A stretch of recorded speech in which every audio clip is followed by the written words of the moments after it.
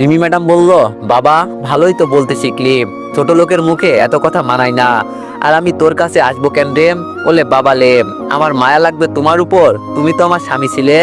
ইস, তোমার সাথে এমনটা করা বুঝি আমার ঠিক হয় নাই। আহারে, আজকে আমি সত্যি সত্যি এখান থেকে চলে যেতাম, কিন্তু কাপুরুষের মতো এখান থেকে চলে গেলে আমি অপমানিত হব। 365 দিনে কিন্তু 1 বছর, আমারও কিন্তু সময় আসবে, তখন আমিও দেখিয়ে দিব আমি কি ছিলাম। রিমি ম্যাডাম একটা প্যাকেট আমার হাতে দিয়ে বলল, যা কাপড় চেঞ্জ করে আয়। কি করব, অফিসে তো এই ভেজা কাপড়ে করা যাবে না। রিমি ম্যাডামের কাছ থেকে কাপড়গুলো নিয়ে ওয়াশরুমে চলে গেলাম। কাপড় চেঞ্জ করে আমি আমার ডেস্কে চলে গেলাম। চেয়ারে কোনো অবস্থায় বসতে পারছি না, শরীরে ব্যথার কারণে। রাধিকা আমাকে দেখে দৌড়ে এসে বলল, ম্যাডাম তোর সাথে কি উল্টাপাল্টা কিছু করছে? আমি বললাম, তোর এসব শুনতে হবে না, যা তুই গিয়ে তোর কাজ কর। রাধিকা বলল, আরে কি হয়েছে বলবি তো? আমি বললাম, বলছি না তোর এইসব শুনতে হবে না, কপাল খারাপ আমার, বাদ দে। রাধিকা বলল, তোর মুখটা এমন শুকনো শুকনো লাগছে কেন? আমি কিছু বললাম না,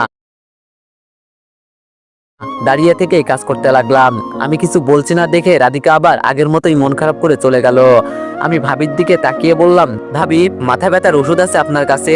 ভাবি আমার দিকে তাকিয়ে বলল, আছে ঠিকই, মাঝে মাঝে মাথা ব্যথা হলে খাই, কিন্তু তুমি কি করবে? আমি বললাম, ভাবি আজকে আপনাকে একটু জ্বালাবো, কিছু মনে করবেন না তো? ভাবি হাসি দিয়ে বলল, আরে না না, কি যে বলো তুমি, বলো তোমার কি লাগবে? আমি বললাম, একটা ব্যথার ট্যাবলেট দিবেন। আমার কথা মতো ভাবি ট্যাবলেট দিল। ট্যাবলেট নিয়ে বললাম, জানেন ভাবি, রাত থেকে কিছু খাই নাই ম্যাডামের অত্যাচারের কারণে। একটা মানুষকে কতটা অত্যাচার করলে সে মন থেকে গালি দেয়। আমি যদি বড় কোনো অপরাধ করতাম তিনি আমাকে বলতেন আমি কি করেছি। আজকে অল্প একটু ভুলের জন্য তিনি আমাকে সবার সামনে অপমান করেছেন, আবার আমাকে দিয়ে যা ইচ্ছা তাই করাচ্ছেন।